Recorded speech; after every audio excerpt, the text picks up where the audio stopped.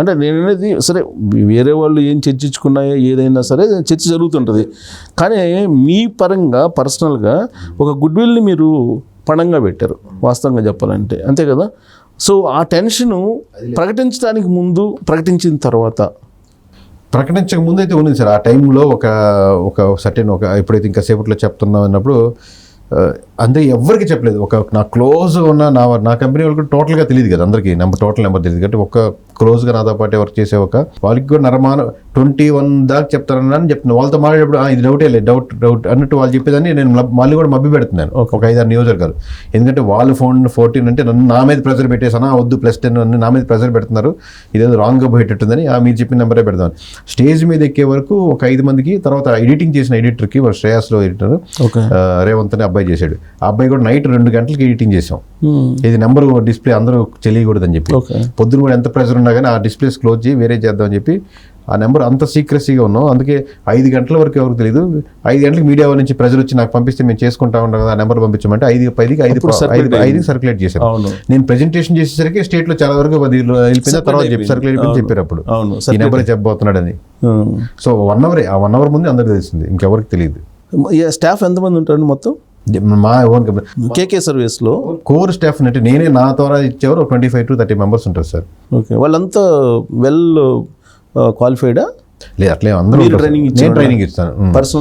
నాకు దాని మీద నమ్మకం సార్. మామూలుగా ఎక్కువ మంచి ఎడ్యుకేషన్ ఉంటారు అనేది మేబీ ఇప్పటి నుంచి నాకు నెక్స్ట్ లెవెల్కి అవసరం వద్దే అనుకుంటున్నాను. దీన్ని కంట్రీ వైడ్గా చేయాలనుకున్నా, వేరే సర్వీస్ ప్యాటర్న్గా చేయాలనుకున్నా ఇంకొంచెం ఈ రేంజ్ సరిపోదేమో అనిపించింది. పోయినసారి ఆ రేంజ్ సరిపోలేదు అనిపించింది. ఇప్పుడు అనిపించింది ఏంటంటే ఇప్పుడు నేషనల్ వైడ్గా చేయాలనుకున్నా, లేకపోతే వేరే ఒక కంపెనీని గ్రోత్ చేయాలనుకున్నా ఇప్పుడుండే మా స్టాఫ్ స్ట్రక్చర్ సరిపోకపోవచ్చు. దాన్ని ఇంకొంచెం నెక్స్ట్ పకడ్బందీగా చేయాలని అనుకుంటున్నాం. ఇప్పుడు దీని మీద మీరు అనౌన్స్ చేసే ముందు ఈ ఫిగర్స్ని కొంచెం అటు ఇటు మార్చండి అని చెప్పి ప్రెషర్స్ ఏమైనా వచ్చాయా? నాకు ఇండివిజువల్గా ఎమ్మెల్యేస్ నుంచి ఇప్పుడు మేము సరే ఒక క్లయింట్ ఉన్నాను అనుకోండి, నాకు ఎప్పుడు ఇంటర్వ్యూ ఎప్పుడు మాట్లాడినా నాది బట్టి కొంచెం జాగ్రత్తగా చెప్పండి, ఎందుకంటే నెగిటివ్ ఇంపాక్ట్ పడిపోద్ది కదా సార్. ఎలక్షన్ అయిపోయింది కదా, పోలింగ్ అయిపోయింది కదా, ఇంకేం ఎగ్జిట్ పోల్ సపోర్ట్ రాలేదు. ఎగ్జిట్ పోల్ సపోర్ట్ రాలేదు. ప్రీపోల్ అప్పుడు చాలా ప్రెజర్స్ వచ్చాయి రకరకాలుగా, ఆబ్వియస్గా ప్రలోభాలు పెట్టడానికి, డబ్బులు ఇచ్చి ఆఫర్ చేయడానికి, మార్క్ అక్కడ చెప్పమని రకరకాల ఆబ్వియస్గా వచ్చాయి. అది వాళ్ళు తప్పు పట్టడం కూడా కదా సార్, వాళ్ళు ఆబ్వియస్గా చేయాలి. మీకు రిపీటెడ్ ఉన్న పర్సన్ మీరు ఒక పార్టీ ఓడిపోతున్నప్పుడు దాన్ని ప్రజలు నమ్ముతున్నప్పుడు ఖచ్చితంగా దాని మీద ప్రభావం పడుతూ ఉంటుంది. అది ఇట్స్ ఓకే. ఎగ్జిట్ పోల్ అయితే రాలేదు 100%. ఓకే, సినిమా అయితే రిలీజ్ అయింది, సినిమా రిలీజ్ చేశారు. రిలీజ్ చేసిన తర్వాత జనరల్గా ఏంటంటే ఫీడ్బ్యాక్ తీసుకుంటారు కదా, ఫీడ్బ్యాక్ వస్తుంది. తీసుకున్న ఫీడ్బ్యాక్లో ఎలా ఉంది మీకు? అసలు మామూలుగా ఏదో బాహుబలి సినిమా రిలీజ్ అయితే ఎలా ఉంటుంది చూడండి, అంతే. అంతే ఆయనతో కంపేర్ చేయడం కదా. లేదు ఎగ్జిట్ పోల్ విషయంలో అంతే మొత్తం అలానే ఉంది. ఆ పేరు అసలు అలా ఊగింది సార్. రిలీజ్ అంటే 1 కోటి మంది చూడడం అంటే వితిన్ ఒక 2-3 గంటల్లో రాత్రి కంప్లీట్ అయ్యేసరికి 1 కోటి మంది ఒకసారి చూసారంటే వచ్చింది. నాకు తర్వాత జర్నలిస్టులు చెప్తే ఎంతమంది తెలిసింది, కానీ నేను మామూలుగా మనం చేసుకో 10 లక్షల దాకే ఉన్నా సార్. నేను 10 లక్షల కన్నా మనం రీచ్ అవ్వాలన్నట్టున్నాను, కానీ 1 కోటి ఎంత దాటిందనే ఫిగర్స్ ఇప్పుడు మీలాంటి వాళ్ళు కలిసినప్పుడు దాని డేటా అనలైజ్ చెప్తుంటే కానీ తెలుస్తుంది. అంతవరకు తెలియలేదు. ప్లస్ అన్ని ఛానల్స్లో వచ్చింది, పేర్లు అన్ని పేపర్లు వేసారనేది ఒక్కొక్క గంటకు కొత్త ఇన్ఫర్మేషన్ వస్తుంది. ఈ రోజు మనం ఇంటర్వ్యూ చేసే సమయానికి 2వ తారీఖు మధ్యాహ్నం 6 గంటలకి ఎక్కడ నలుగురు కలిసినా ఈ విషయం గురించి డిస్కస్, ఏ ఇద్దరు కలిసినా, నలుగురు కాదు, ఏ ఇద్దరు కలిసినా కేకే సర్వే గురించి మాట్లాడుకుంటున్నారు. నెక్స్ట్ ఈ 2 మాట్లాడుతున్నారు అంతే, ఈ 2 గురించి మాట్లాడుతున్నారు. నేను అనేది ఏంటంటే రీచ్ అయితే వెళ్ళిపోయింది, కోట్ల మందికి వెళ్ళిపోయింది, కానీ వస్తున్నటువంటి ఫీడ్బ్యాక్ ఇది నమ్మదగిందే రావట్లేదు సార్. అది క్లారిటీగా మీకు చెప్తుంది. ఎందుకంటే 14 అనేది నమ్మదగ్గది ఉండదు అంటున్నాను, ఇప్పటికీ చెప్తున్నాను. అది ఎట్లా అనిపిస్తుంది మీకు సైకలాజికల్గా? అంటే మీరు ఎవరో 1% ఉంటారు అట్లాగా నెంబర్స్ మీద అసెస్మెంట్ ఉన్న వాళ్ళు.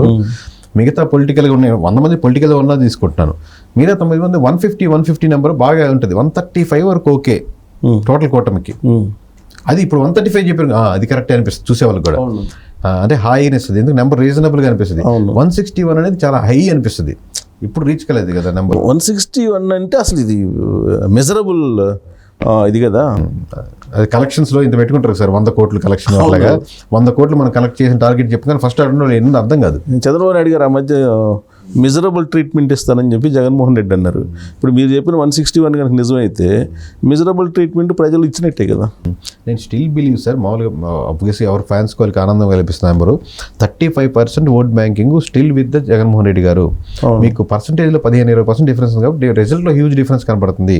ప్లస్ సింగిల్ పర్సన్కి వర్సెస్ 3% జరిగింది, కాంబినేషన్ జరిగింది. ఇక్కడ 35% సింగిల్ పర్సనే, but he still captured around 30-35% capture చేయగలిగారు. మేబీ రిజల్ట్స్లో భయంకర డిఫరెన్స్ ఉండొచ్చు. Still he's have a capability, దాన్ని తను చేసుకొని మళ్ళీ ముందుకెళ్ళి ఇంకో 10% యాడ్ చేసుకోగలిగితే, ఇంతకుముందు చేసిన ఫ్లాస్ని తప్పుల్ని యాక్సెప్ట్ చేస్తూ ఇంకా బెటర్మెంట్గా ఉండి కనెక్ట్ చేసి అట్ ది సేమ్ టైం కూటమి డిసడ్వాంటేజ్ చేయగలిగితే still he can capture. Of course అది తర్వాత ఆయన ఏం చేస్తారు, ఈలోపు మళ్ళీ పార్టీలు ఎన్ని వస్తాయి, అసలు ఈ పార్టీని ఎమ్మెల్యేలు వెళ్ళిపోతారు అంటున్నారు ఉన్నోళ్ళు. ఇప్పుడు మీరు చెప్పిన దాని ప్రకారం పక్కాగా గెలిచేది 6 మీరు ఇంకొక 8 యాడ్ చేసినా 14 కనిపిస్తుంది. అది నిజమైతే 14 మంది అని అంటే 14 మందితో ఆయన అసలు అసెంబ్లీకి వస్తారో రారో కూడా డౌట్ అయ్యాయి. ఇప్పుడు కేసీఆర్ రావట్లేదు, ఇక్కడ రఘురామకృష్ణరాజు గారికి ఇస్తానంటున్నారు.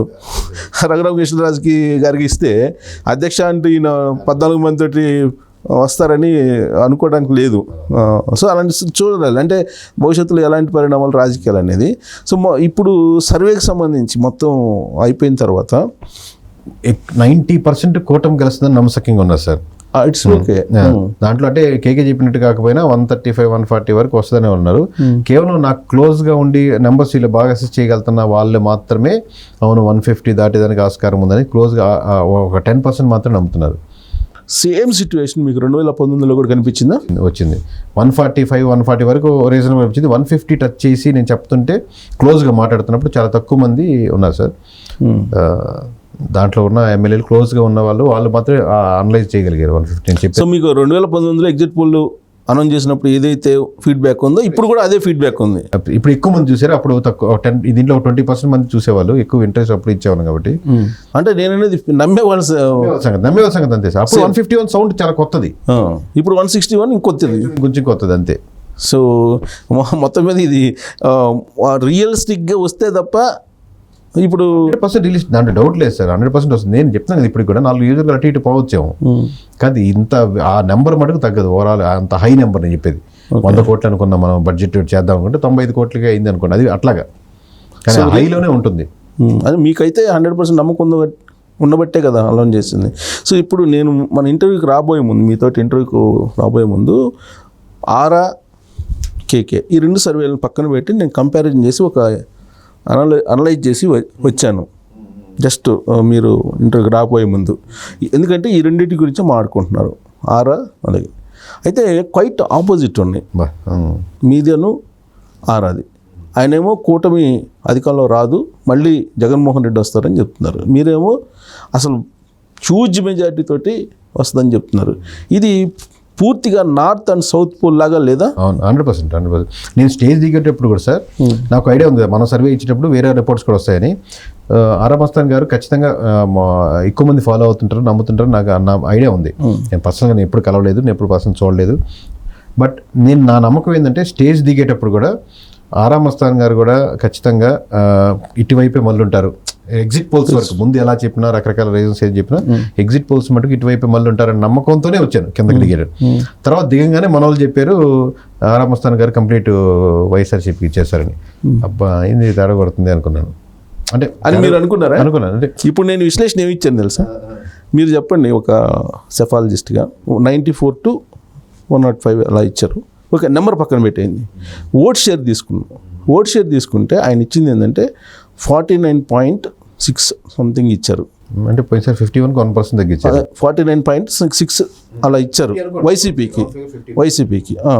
ఓకే, 50 అనుకోండి. అది ఇది కూటమికి 47.8 ఇచ్చారు. 48 అనుకోండి, 48 and 50. ఓకే, ఈ రెండు కంపేర్ చేసి కింద ఏమి ఇచ్చారంటే చాలా మీరు అబ్జర్వ్ చేయాలి. బికాజ్ నేను ఎంపీసీ చదివాను కాబట్టి ప్రాబిలిటీ గుర్తొచ్చింది నాకు. ఆయన కింద +or-2 వేశారు. +or-2 వేశారు. సపోజ్ -2 అయింది అనుకోండి వైసీపీకి, 48 అవుతుందిగా, అంతే కదా. ఈ మైనస్ అక్కడ ప్లస్ అవుతుంది కదా, 50 అవుతుంది. అది 50 అవుతుంది కదా. అప్పుడు మీ రిజల్ట్ వస్తుందిగా. నా రిజల్ట్ రాదు సార్. కూటమి వస్తుంది. మీ result రాదు. నా result 14 రావాలి. అనేది కాదు, అదే. కూటమి అదే ఓటమి ఫేవర్గా ఉంటుంది. 120 వస్తుంది కదండి, 120 ప్లస్ వస్తుంది. ఇప్పుడు ఇటు అటు ఉల్టా అయితే సో దాన్ని +2 అనేది ఓట్ షేర్ చూపించడాన్ని ఎలా చూస్తారు మీరు? అంటే ఆయన పరంగా కాకుండా ఆరా తప్ప ఒప్ప తర్వాత సంగతి, ఈ +2 ఓట్ షేర్లో ట్విస్ట్ చేయటాన్ని ఎలా చూస్తారు ఒక సెఫాలజిస్ట్గా? మంచి క్వశ్చన్ వేసేది. అంటే వేరే వాళ్ళది కాబట్టి నేను జస్ట్ నెంబర్స్ మీద కమెంట్ చేస్తాను సార్. నెంబర్స్ మామూలుగా ఇప్పుడు +1 ఓటు ఓవరాల్ షేర్లో +1%, 2% ఉండొచ్చు. బట్ మీరు క్లోజ్ కంటెస్ట్ అంటే చెప్తున్నప్పుడు మేము క్లోజ్ కంటెస్ట్ కాదనే చెప్పేస్తున్నాం. చేస్తున్నాం. మీరు క్లోజ్ కంటెస్ట్ ఉన్నప్పుడు మీరు +or- ఎక్కడో 0.5% పెరగచ్చు ఓవరాల్ మీద, లేదా 1% ఉండొచ్చు. కానీ 2% ఆల్రెడీ వాళ్ళిద్దరు పర్సెంటేజ్ 2 అన్నప్పుడు వీళ్ళు వాళ్ళు దాటేస్తారు, వాళ్ళు వెనక్కి వచ్చే ఛాన్సెస్ ఉంది అనేది 2 రకాల అటు వెళ్ళొచ్చు ఇటు వెళ్ళొచ్చు అని మధ్య మార్గం ఉండకూడదు. 2% అంటే 2% తోటి ప్రభుత్వాలు ఏర్పడినటువంటి సందర్భాలు చాలా ఉన్నాయి కదా. మీకు 10 లక్షల ఓట్లు మారిపోతున్నాయి అంటున్నారు కదా సార్. 10 లక్షల ఓట్లు అటైనా మారచ్చు ఇటైనా మారచ్చు అని వేస్తున్నారు. చాలా హ్యూజ్ డిఫరెన్స్ కదా ఓవరాల్గా చెప్పినప్పుడు. సో అంతనే అది మధ్య మార్గంగా చెప్పినట్టే ఉంటుంది. అంటే రేపు పొద్దున అటు వచ్చినా ఇటు వచ్చినా చేసుకోవచ్చు, 2-3% అనుకున్నట్టు జరగలేదు అని చెప్పేదానికి ఫేవరబుల్ సార్. కింద +or- చాలా ట్విస్ట్ ఇచ్చారు అక్కడ. నేను అది తీసుకొని ఇప్పుడే విశ్లేషణ చేశాను. ఉండకూడదనే మేము సింగిల్ నెంబర్కి వెళ్ళాం సార్. మామూలుగా +or- నెంబర్లో కూడా +10 ఉండకూడదని. ఓకే, ఈ 2 అయితే మాత్రం కూటమి వస్తుంది, ఆరాం వస్తుంది అని చెప్పినట్టు కూడా